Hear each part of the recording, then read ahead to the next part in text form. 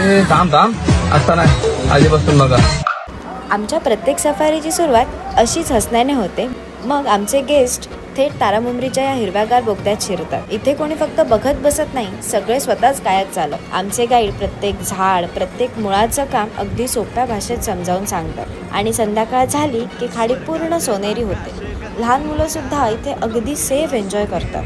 हे फक्त टूर नाही, हा कोकणचा खरा निसर्ग वर्ग आहे. आमच्या गेस्टना कर्ल्यू आणि शेकडो सीगल्स अगदी जवळून बघायला मिळतात. आणि हाच क्षण सगळ्यांना सगळ्यात जास्त आवडतो.